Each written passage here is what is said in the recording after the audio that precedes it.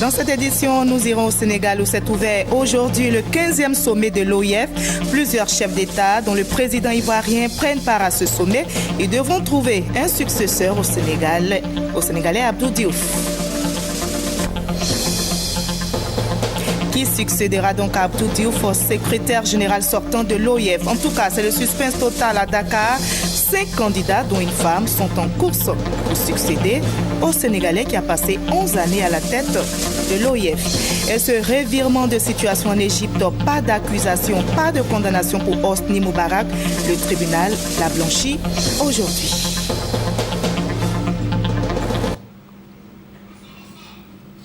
Bonsoir à tous. Merci de choisir le journal de RTI 1 pour vous informer. À suivre également dans cette édition la page culture.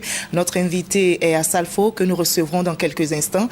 Sachez que le groupe Magic System vient de sortir son 7e album Africainement Vôtre et ce groupe donne un concert demain au Palais de la Culture de Trècheville. Ce concert constitue la 10e étape d'une tournée commencée le 13 septembre dernier à l'Olympia de Paris avec Assalfo. Nous parlerons donc dans quelques instants de ce concert, mais aussi du Zouglou, style musical du groupe Magic System. Avant la page culture, direction tout de suite le Sénégal où s'est ouvert aujourd'hui le 15e sommet de l'Organisation internationale de la francophonie. Plusieurs chefs d'État, dont le président ivoirien, prennent part à ce sommet. Ils devront trouver un successeur au Sénégalais Abdou Diouf comme secrétaire général de l'OIF. Ce samedi donc, la cérémonie d'ouverture a été marquée par un spectacle musical et théâtral et par les interventions des chefs d'État francophones. Le thème retenu pour ce sommet de Dakar, femmes et jeunes en francophonie, vecteurs de paix, acteurs de développement. Et le président de la République, Alassane Ouattara, participe au 15e sommet de la francophonie à Dakar. Il est arrivé hier dans la capitale sénégalaise. Notre envoyé spécial, Viviane Aimé, a suivi son arrivée à Dakar. Ce sont 57 chefs d'État ou de gouvernement et de nombreux représentants des organisations internationales et des milieux économiques, culturels, sociaux qui sont attendus à Dakar pour ce 15e sommet de la francophonie. Un sommet dont la tenue, cette fois-ci, dans la capitale sénégalaise, recueille tous les suffrages, à la différence du précédent sommet en 2012, dont la tenue en République démocratique du Congo avait créé plusieurs controverses du fait des contestations nées de l'élection présidentielle quelques mois plus tôt dans ce pays. Il faut souligner que dans le microcosme politique africain, la gouvernance démocratique sénégalaise est citée en exemple. La Côte d'Ivoire est présente à ce grand rendez-vous de la francophonie. Son plus haut représentant, le président de la République, Alassane Ouattara, est arrivé ce vendredi en début de soirée à Dakar, la capitale sénégalaise. Il a été accueilli par son homologue sénégalais, le président Macky Sall. Le chef de l'État ivoirien est présent à ces assises qui verront la présence de toutes les sommités de l'espace francophone, avec en tête le chef de l'État français, le président François Hollande.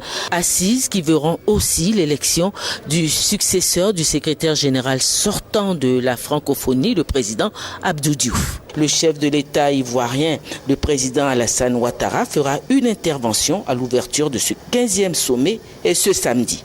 C'est très important pour moi d'être de retour au Sénégal, de venir revoir mon frère, mon ami, le président Macky Sall, pour que nous puissions continuer les échanges bilatéraux que nous avons à l'occasion de chaque sommet.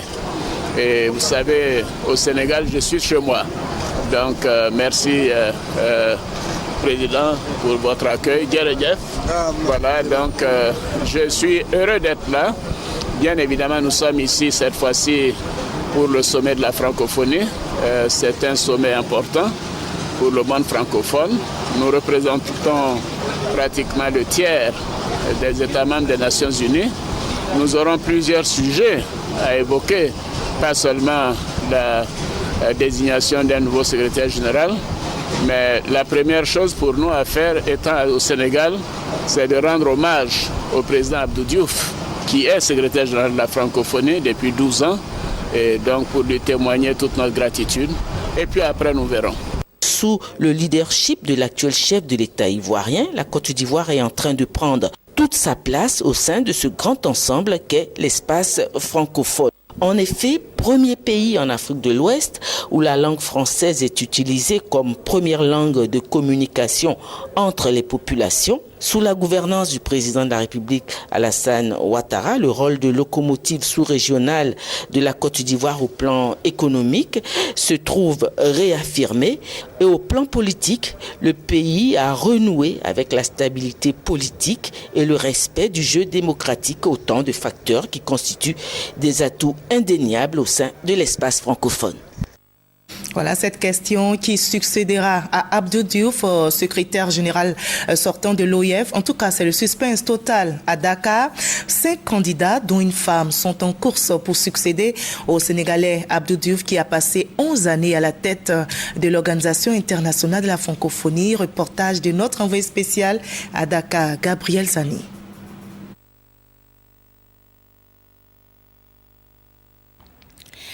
Suspense et pas des moindres, le nom du successeur d'Abdou Diouf ne fait toujours pas l'unanimité. Entre tractations, recommandations et lobbying, le mystère reste entier. Tous les candidats connus sont loin du consensus. Pour l'heure, seuls les chefs d'État des pays membres de l'OIF ont l'exclusivité du sujet. Ce sont les chefs d'État qui vont en décider.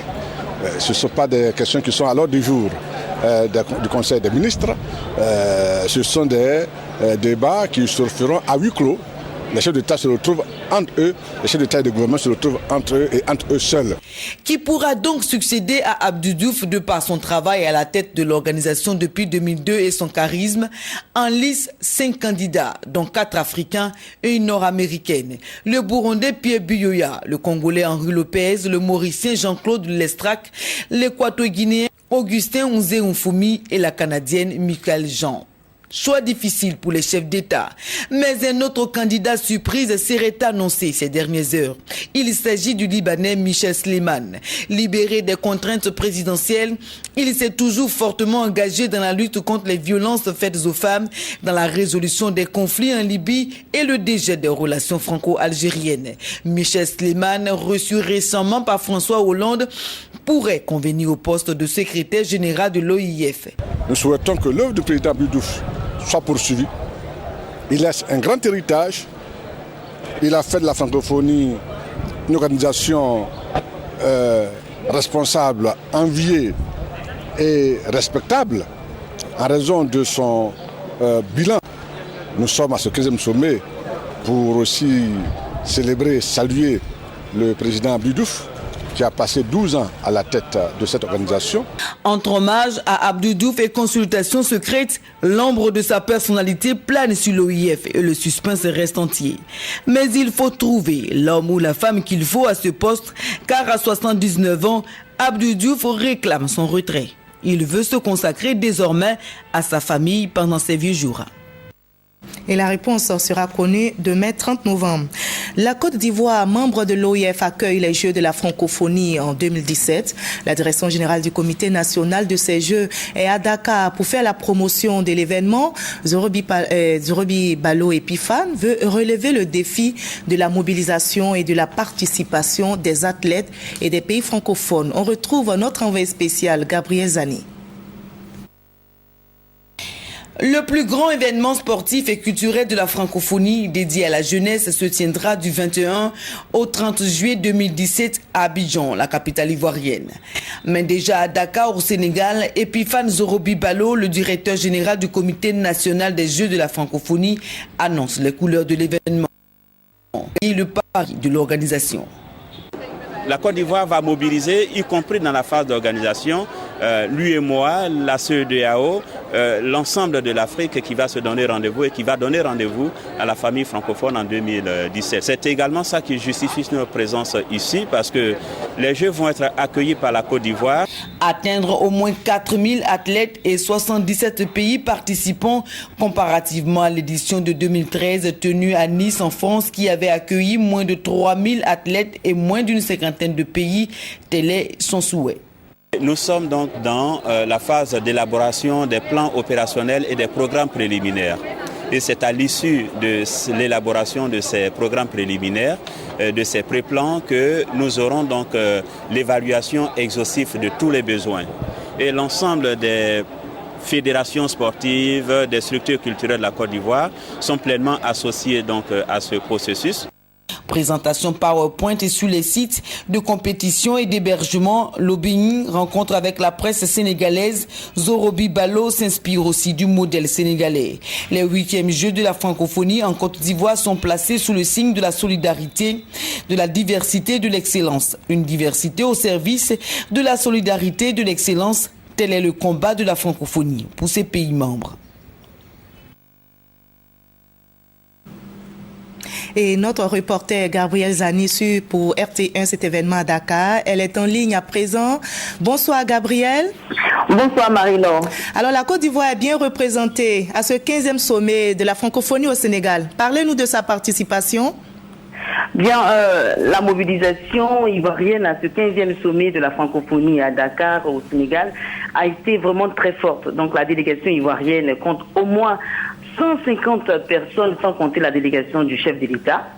Nous avons également 11 ministres ivoiriens venus à Dakar faire du lobbying, chacun pour son département, en ce qui concerne bien évidemment ses actions, ses activités, échanger avec les autres ministres des pays participants.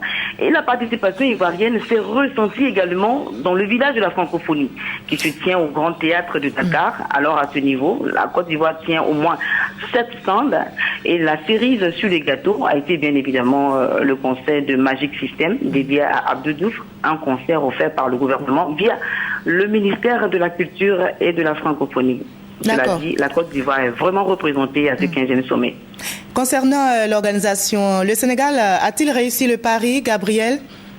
Oui, parce que le sommet est un grand événement éclaté un peu dans la ville de Dakar, donc au Grand Théâtre où se tient le village de la francophonie et au Centre international de conférences de Dakar où se tient vraiment les rencontres institutionnelles. Et aujourd'hui a été ouvert le sommet des chefs d'État, vous l'avez suivi avec moi. Donc la logistique, la sécurité, c'est vraiment de gros moyens que tout cela nécessite. Donc le Sénégal a vraiment mis le paquet et nous avons vu à Dakar ici comment tout se passe bien, les véhicules circulent, il n'y a pas d'embouteillage, nous avons des connexions internet, la sécurité est garantie. Donc autrement dit, à part quelques petits bémols, ben bon, on peut dire que le Sénégal a quand même relevé le pari de l'organisation. Alors Gabriel, on a entendu dans votre reportage tout à l'heure, est-ce qu'à cette heure, rien n'a encore filtré sur la désignation du nouveau secrétaire général de l'OIF? Justement, en ce qui concerne la désignation du successeur d'Abdou Diouf, les supputations vont vraiment bon train ici à Dakar, mais rien ne filtre du côté des officiels. Avec la cérémonie d'ouverture et les discussions, les discours qu'il y a eu, tout laisse à penser que la francophonie, ou du moins la présidence de l'Organisation internationale de la francophonie, doit être tenue par une personnalité qui rassemble. Et pour le moment, on comprend aisément que les chefs d'État et de gouvernement n'ont pas encore eu de consensus sur la personnalité qu'il faut pour tenir ce poste. Donc, pour l'instant, tout le monde attend, les chefs d'État et de gouvernement, on attend le verdict. D'accord, et on attend le verdict demain. Merci beaucoup, Gabrielle Zani, d'avoir été avec nous et vraiment bon séjour au Sénégal, Gabrielle. Merci bien, Marie-Laure. Abdou Diouf visite le village de la francophonie. Le secrétaire général sortant de l'OIF a visité hier les stands du village de la francophonie ouvert depuis lundi. La délégation ivoirienne conduite par le ministre Bandama Maurice lui a offert un tableau. La visite s'est déroulée dans la salle du Grand Théâtre où le prix des 5 continents de la francophonie a été offert à l'Algérien Kamel Daoud pour son roman Meursault contre-enquête. Un concert du groupe Zouglou ivoirien Magic System a plongé la salle dans une ambiance de fête. Le 15e sommet de l'OIF, donc vous l'avez entendu, s'achève demain par la désignation du nouveau secrétaire général de l'OIF qui va donc succéder à Abdou Diouf qui est en fonction à la tête de l'OIF depuis 2003. Allez, on ferme ainsi la page consacrée à ce 15e sommet de l'OIF. Le président de l'Assemblée nationale, Guillaume Soro, a achevé sa visite au Maroc, entamée lundi à l'invitation du président de la Chambre des représentants. Cette visite a été meublée par différentes activités. Et le dernier jour de sa visite, le président de l'Assemblée nationale s'est rendu au mausolée Mohamed V. Guillaume Soro a aussi honoré différents rendez-vous avec des membres du gouvernement marocain. Hugues Eveblé, notre envoyé spécial au Maroc. avec le ministre d'État Abdellah Bah, représentant le chef du gouvernement marocain, qu'il a reçu. Guillaume Soro, le président de l'Assemblée nationale, a plaidé pour une coopération politique et technique renforcée, ce que devrait soutenir la diplomatie parlementaire alliant désormais les parlements du Maroc et de la Côte d'Ivoire. De coopération, il a aussi été question avec Moulay Hafid El Alami. Le ministre de l'Industrie, du Commerce, de l'Investissement et de l'Économie numérique s'est dit optimiste sur les progrès futurs de l'Afrique et sur son rôle moteur dans l'économie mondiale. Visité par la suite, le ministre de l'Équipement, du Transport et de la Logistique, Aziz Rabat, à l'instar des autres membres du gouvernement marocain, n'a pas manqué d'inviter la Côte d'Ivoire à tirer pleinement profit de l'expérience marocaine et des nombreux acquis du pays pour son développement. Vous êtes sur aujourd'hui une lancée, une dynamique de développement des infrastructures. Nous sommes en train de préparer une nouvelle génération de programmes dans les différents domaines, routes, autoroutes, chemins de fer, logistique, ports, aéroports. Il est temps qu'on puisse s'échanger ces expériences à travers des commissions mixtes, des commissions sectorielles. Nous avons déjà commencé à faire ça, mais je crois qu'on a besoin d'impulser plus de dynamique pour qu'on puisse partager ces expériences et bénéficier des expériences des uns et des autres. Le Maroc a fait des progrès prodigieux en matière d'infrastructure ces 10 dernières années. Donc le ministre a partagé avec nous son expérience et nous repartons satisfaits. Et nous espérons que la coopération entre le Maroc et la Côte d'Ivoire va s'intensifier. Avant d'honorer ses rendez-vous du dernier jour de sa visite de travail et d'amitié au Maroc, à l'invitation du Parlement marocain, le président de l'Assemblée nationale ivoirienne s'est rendu au mausolée Mohamed V. Dans la piété, Guillaume Soro s'est recueilli sur la tombe du roi Mohamed V et sur les tombes de ses deux fils, le prince Moulay Abdallah et le roi Hassan II. 10 ans auront été nécessaires pour bâtir le monument, l'un des plus visités de Rabat. Ici, en Côte d'Ivoire, précisément à Abidjan, les marins français et ivoiriens effectuent des exercices communs en mer avec le patrouilleur émergence de la Marine nationale. L'objectif de cette manœuvre conjointe, améliorer les capacités opérationnelles de la compagnie de fusiliers commando de la Marine nationale par une formation théorique et pratique, nous explique Abou Sanogo. Scénario d'interception, d'arraisonnement, de fouilles et de tirs au canon à différentes parties contre des cibles fictives. Il s'agit d'un exercice commun en mer entre le bâtiment militaire français, l'enseigne du vaisseau le Jacoubé et le patrouilleur ivoirien l'Émergence. Exercice qui permet d'appréhender les obligations légales et les difficultés de sécurité de la visite d'un navire par des militaires qui peut être effectué par exemple pour la lutte contre le terrorisme, la piraterie ou le narcotrafic, de même qu'il permet d'améliorer les capacités opérationnelles des personnels de la compagnie de fusiliers commando de la marine ivoirienne, de développer et d'optimiser leurs réflexes par une formation théorique et pratique par des instructions opérationnelles. Il s'agit donc pour la Marine nationale de se donner les moyens de mettre en exécution la stratégie gouvernementale sur l'action en mer, ce en multipliant les opérations militaires d'échange d'expériences et instructions nautiques. Lors de l'escale de l'aviso enseigne du vaisseau le Jacoubé à Abidjan, des périodes d'instructions opérationnelles ont été effectuées dans 3 domaines qui intéressent la marine ivoirienne, à savoir la sécurité, la visite et la mise en œuvre des armes. Et nous prenons la direction de Nairobi où les ministres des Ressources halieutiques sont en concertation sur différents sujets. On retrouve Abou Sanogo. Transformer le secteur de l'élevage en Afrique pour une croissance équitable et accélérée et pour une contribution durable au développement socio-économique. Thème de la réunion extraordinaire des ministres africains en charge des ressources animales au siège du Bureau interafricain des ressources animales, UA-BIRA, à Nairobi, au Kenya.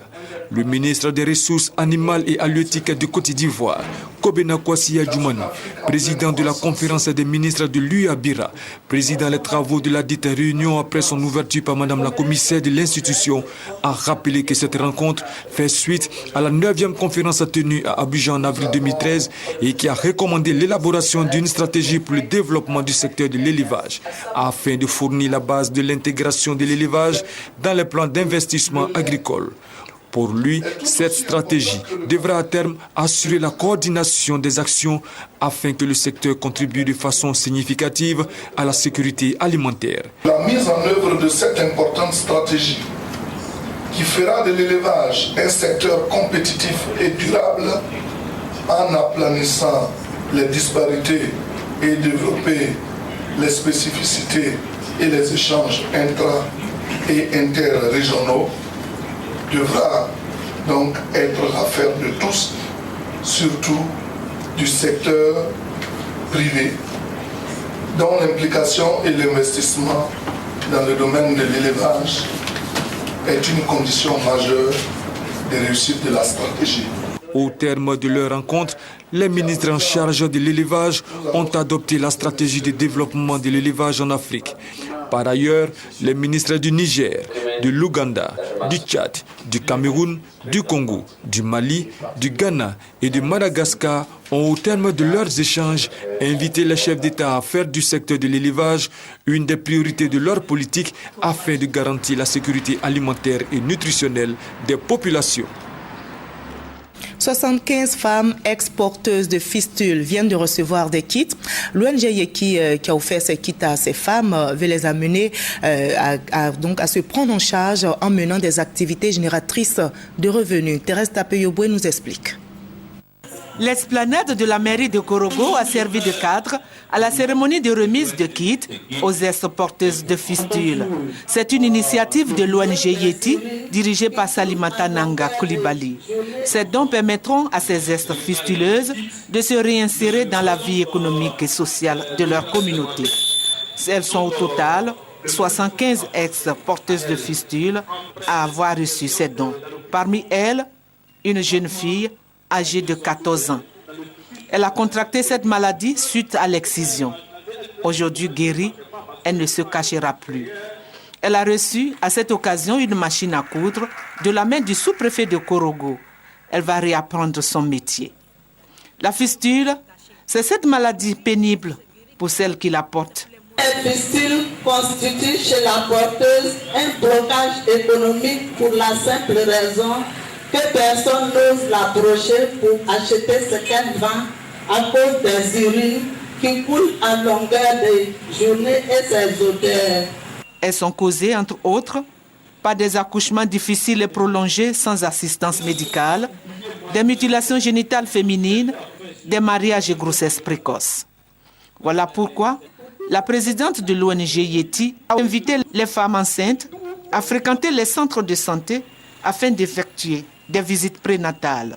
Cette initiative de l'ONG Yeti a été possible grâce à l'appui financier et technique de l'Association ivoirienne pour le bien-être familial, IBF, et le Fonds des Nations Unies pour la population, l'UNFPA. Bientôt la fin des nuisances sonores dans la commune de Yopougon. Le député maire de cette commune, Gilbert Kafana Kone, a pris un arrêté municipal pour lutter contre ce phénomène. Estelle Brou, Franck Audio. Les maquis, bars, boîtes de nuit et autres espaces sonores, la mairie de Yopougon veut y mettre fin. De même, les barrages anarchiques sur la voie publique. Un arrêté interdisant l'usage abusif d'instruments de musique, de machines et autres objets sonores est donc pris. Le constat, c'est que quand on parcourt la commune, on est nous-mêmes témoins de tout ce qui se passe. L'objectif visé, c'est de permettre aux tenanciers de maquis de travailler, de réduire la nuisance sonore, qu'on ait un meilleur cadre de vie. Coulibaly Issouf, représentant du maire, demande aux tenanciers d'espace public de s'investir dans la sensibilisation avant que la phase de répression n'entre en vigueur. Les contrevenants à ce règlement s'exposent à des sanctions, notamment la mise en demeure, puis la saisie du matériel et enfin le paiement d'une amende de 100 000 francs CFA. En sport football, le COE Sport de San Pedro s'est imposé 2-1 devant l'équipe d'Al-Ahly d'Égypte. C'était en finale aller de la Coupe de la Confédération cet après-midi au stade Robert Champrou de Makori. Pour sa première finale de Coupe d'Afrique, le COE Sport de San Pedro est appliqué en début de partie face à Al-Ahly d'Égypte. Le champion de Côte d'Ivoire bénéficie d'un penalty magistralement transformé par Christian Kofi Kwame. 1-0 à la mi-temps. Le tournant de la rencontre intervient en début de seconde période. Herman Kwao, bien servi par Roger Claver Salé, ne cadre pas. Les Égyptiens en profitent et sur ce contre, ils réussissent l'égalisation. San Pedro n'abdique cependant pas et Roger Claver à Salé bat le gardien égyptien. 2-1, léger avantage pour le Sewe en attendant la manche retour le 6 décembre 2014 au Caire.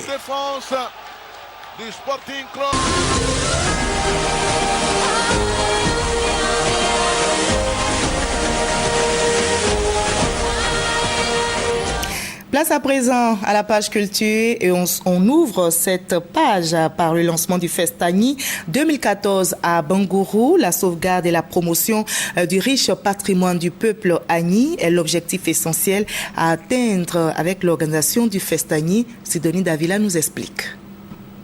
C'est à la cour royale de l'Indénié à Bangourou que se sont déroulées les festivités de la 2e édition du Festival des Arts et de la Culture Agni.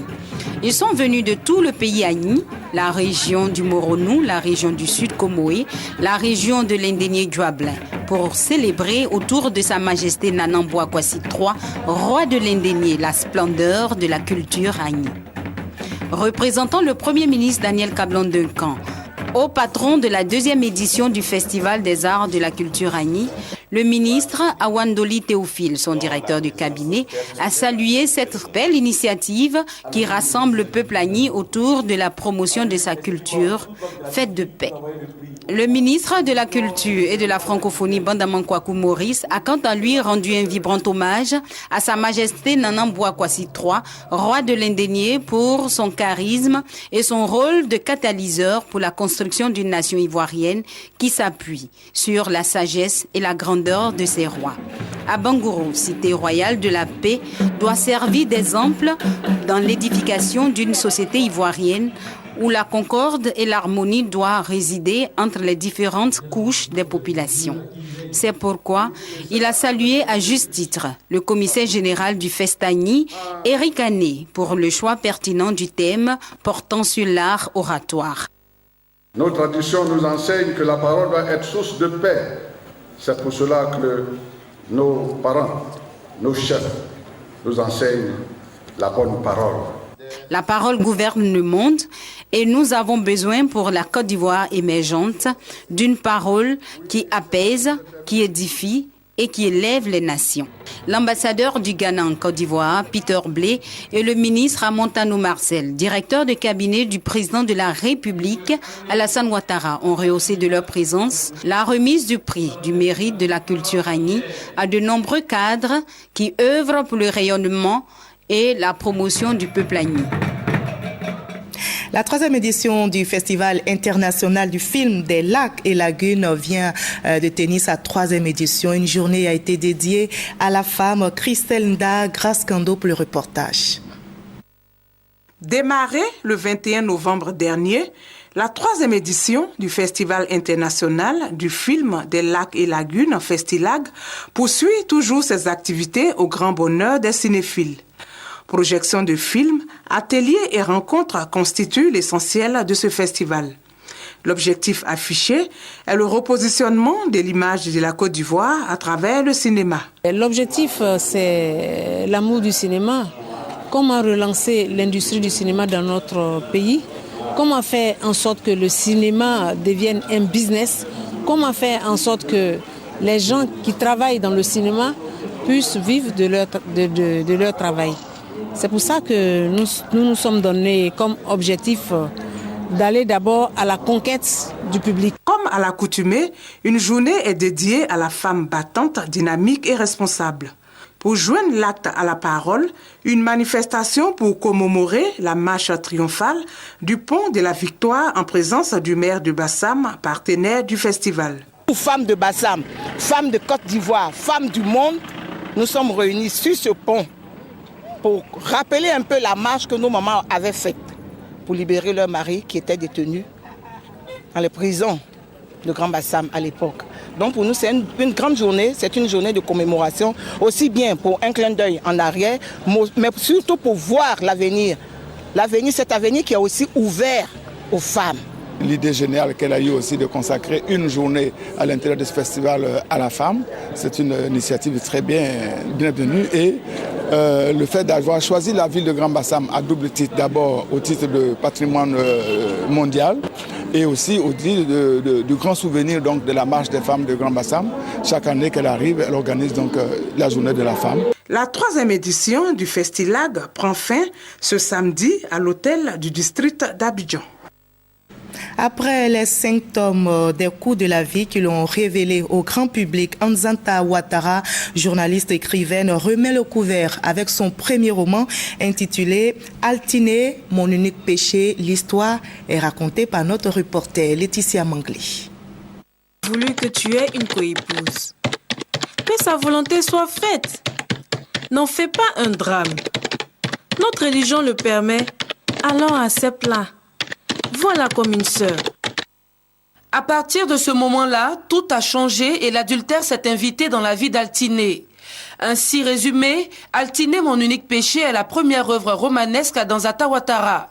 Sur 164 pages, la journaliste écrivaine dépeint sans faux fuyant les réalités des foyers polygames. Une atmosphère qui ne lui est pas du tout étrangère. L'histoire d'une jeune fille musulmane pieuse qui respecte les préceptes de sa religion, la religion musulmane.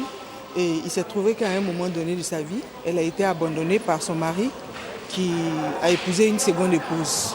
Et elle a fini par tomber amoureuse d'un autre homme. Et ce qui devait arriver arriva. Il faut dire que c'est aussi mon environnement. Je suis musulmane, issue de famille polygame, donc je maîtrise un peu le sujet. Altiné, mon unique péché, le roman se laisse lire, sans surprise par la gente féminine, principale composante du lectorat d'Anzanta Ouattara, mais aussi par ces hommes inconditionnels des écrits de l'auteur. Je ne peux pas accepter cette situation, mais vu l'exemple d'Altiné, je crois que j'aurai les moyens de supporter cela. Elle touche véritablement au problème que l'on a l'habitude d'en parler dans les salons et elle les met sur la place publique, c'est-à-dire qu'elle dit tout haut ce que les autres pensent et disent tout bas. Près de 8000 exemplaires écoulés depuis la sortie de l'œuvre en début du mois de novembre 2014.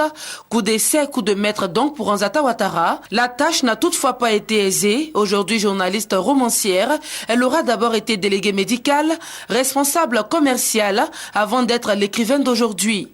Des aventures palpitantes et pleines d'enseignements vous attendent dans Altiné, mon unique péché.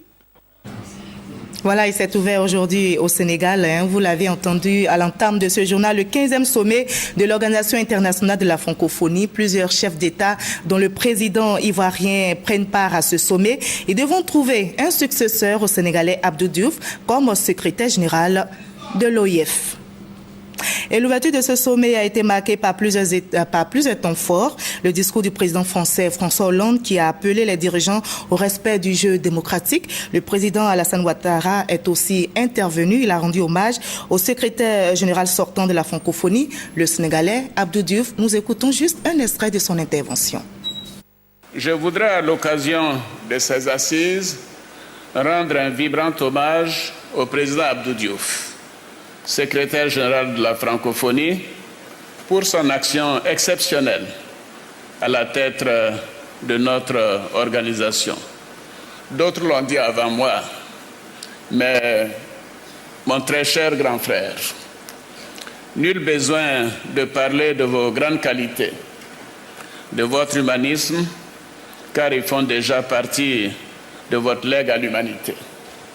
Cependant, la vision et les valeurs que vous incarnez ont profondément transformé la francophonie et ont consolidé sa place dans le monde. Elles ont également permis, en une décennie, de faire progresser la démocratie et la bonne gouvernance dans l'espace francophone. Oui, Monsieur le secrétaire général de la francophonie, permettez-moi de vous renouveler la reconnaissance du peuple ivoirien pour le rôle déterminant que vous avez toujours joué pour la préservation de la paix, de la démocratie et des institutions dans mon pays au lendemain des événements douloureux que nous avons connus. Et je voudrais, à titre personnel, vous dire que je vous dois beaucoup pour toute ma carrière, tant professionnelle que politique. Merci, merci Président. Sous votre impulsion, l'Organisation internationale de la francophonie est aujourd'hui plus visible et plus proche des peuples. Elle est aussi définitivement ancrée sur tous les continents et particulièrement en Afrique. Votre action a permis à l'OIF d'avoir une voix qui compte sur toutes les grandes questions qui engagent l'avenir du monde.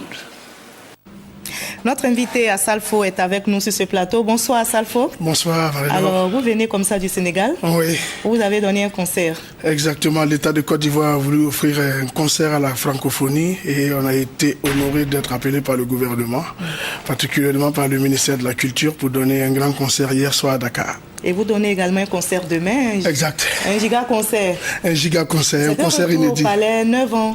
9 ans après, ça donne vraiment des palpitations, ça donne de l'excitation. On a envie de rencontrer à nouveau ce public-là qui nous a manqué pendant ces 9 ans. Mais pourquoi cette longue attente? Mais parce qu'il fallait aller à l'extérieur, il fallait essayer de consolider le Zouglou hors des frontières africaines. Il fallait essayer d'imposer notre marque hors de la Côte d'Ivoire. Et cela a pris le temps qu'il fallait. Mais aujourd'hui, nous sommes fiers de là où le Zouglou est. Et vous venez, vous êtes prêts? Nous allons parler du Zouglou, bien sûr. Okay. Mais avant, on va voir les préparatifs de ce concert qui aura lieu demain avec notre reporter Serge Koléa.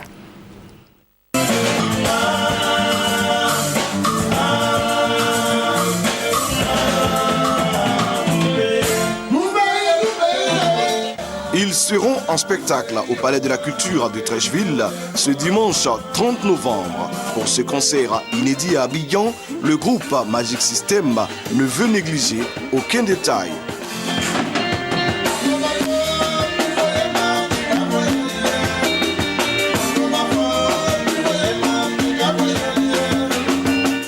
Le public ivoirien aura droit aux plus belles paroles et mélodies qui ont forgé la réputation de ce mythique groupe Zouglou ivoirien. Après 9 ans de présence constante sur la scène internationale, Magic System va véritablement renouer avec le public abidjanais, qui a ainsi l'occasion de vivre un spectacle live grandeur nature de Magic System.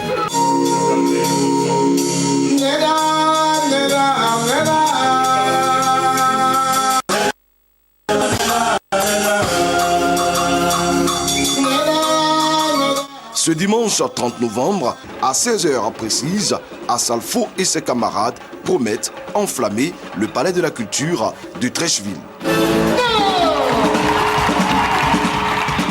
Et vous allez enflammer le Palais de la Culture avec le Zouglou. Oui. Par le Zouglou. Alors parlons du Zouglou. Comment voyez-vous aujourd'hui son évolution? Qu'est-ce qui a changé, on peut dire, en 25 ans? Mais ce qui a changé, c'est déjà la thématique. Le Zouglou est devenu une musique de conscientisation. C'est vrai qu'à ses débuts, c'était une musique pour faire la fête, faire l'ambiance. Aujourd'hui, c'est devenu un canal par lequel on peut lancer des messages très importants et c'est devenu même l'identité culturelle ivoirienne. Et ça, c'est déjà pas mal, quoi. La forme musicale a changé? Non, le forme musical, je crois que la forme musicale, oui. La forme musicale a beaucoup changé. Alors, déjà de par Magic System, vous voyez que nous sommes allés à la rencontre de d'autres styles et donc ça a donné un Zouglou plus riche, un Zouglou plus élevé et plus relevé. Alors qu'en est-il pour le fond? Mais le fond, je crois qu'il y a un vrai travail à faire. Vous savez que le reggae a mis du temps pour s'imposer, mais aujourd'hui, c'est une musique qui est universelle, qui traverse un peu tous les clivages, qui traverse toutes les générations. Le Zouglou, on va mettre ce temps-là, même s'il faut 50 ans, on va le faire. Et vous parlez d'une philosophie, parlant du Zouglou? Oui, le Zouglou, c'est une philosophie à la base. Avant toute chose, c'est une philosophie. La philosophie de savoir transmettre les messages des peuples les plus défavorisés, de parler du social, parce qu'à la base, c'est né sur les cités universitaires et vous savez que c'est des problèmes que nous expliquons à travers nos chansons. Et aujourd'hui, même dans la société, on a besoin du Zouglou pour servir de courroie de transmission entre ce que veut le peuple et les autorités. Et le Zouglou s'impose à Salfo, vous le pensez, avec le coupé-décalé qui vient comme en concurrence? Non, le coupé-décalé, c'est pas en concurrence. Le coupé-décalé vient en renfort. C'est parce que le coupé-décalé est un dérivé du Zouglou et je crois que si ce coupé-décalé-là essaie d'évoluer évoluer dans les tests, ça peut être un appui très solide pour le Zouglou, parce que quand on parle de Zouglou, c'est une tendance, c'est un mouvement des revendications, un mouvement de jeunes qui ont envie de dire des choses. Aujourd'hui, la Côte d'Ivoire a son identité avec le Zouglou. Alors, Magic System est faiseur de tubes depuis 14 années, c'est exact? Oui, depuis 14 ans, depuis le premier Gaou jusqu'à maintenant, oui. Alors, et vous comptez parmi les groupes africains les plus en vue sur la scène internationale, et vous avez à votre actif 16 disques d'or. Exact. C'est juste aussi. Quel est votre secret? Le secret, je crois que déjà, c'est le travail, l'abnégation au travail. On a voulu travailler et puis on était dans le souci de ne pas décevoir. Donc chaque fois, on avait envie de faire plus. Et puis chaque fois qu'on fait plus, on est récompensé. Et vous êtes également resté soudé. C'est un groupe qui est soudé. Exact. L'union, c'est une des valeurs que nous devons tous avoir. C'est aussi le secret de votre réussite. Oui, c'est ça. Alors, vous venez donc de sortir votre 7e album qui est Africainement Votre. Et c'est la 10e étape de votre tournée qui aura lieu donc demain. Qu'est-ce que vous allez montrer de nouveau au public? Mais vous savez, 9 ans après, quand on revient, on a envie de faire le résumé de tous ces albums. Et je crois que depuis le premier Gaou jusqu'à maintenant, il y a eu pas mal de titres éponymes. Et ce sont ces titres-là que nous allons égrener. C'est 2 heures de concert, c'est plus de 25 titres à chanter. Et je crois que ceux qui vont venir seront non seulement dans la nostalgie, mais aussi dans la musique actuelle. Et ce qui fait, c'est que cette fois-ci, vous invitez d'autres groupes, plusieurs jeunes groupes à ce concert. Oui, c'est important. C'est une innovation. Qu'est-ce que vous voulez donner comme message? Mais on a envie de tirer, on a envie d'aider les autres. Magic System aujourd'hui peut être une plateforme. Le plateau de Magic System peut être une plateforme pour d'autres artistes qui ont envie de se faire découvrir. Et quand on allait à l'Olympia, on a invité d'autres artistes. Ici, on s'est dit aussi qu'il faut donner la chance à d'autres de se faire valoir parce que nous avons un public différent du public habituel que les gens voient parce que c'est un vrai brassage qu'on va voir au Palais de la Culture demain. Comment vous laissez? C'est vrai que vous venez du Sénégal, vous êtes certainement fatigué, mais donnez-nous un avant-goût de ce qui va se passer demain. C'est dans ma galère que la gomme tout m'a quitté.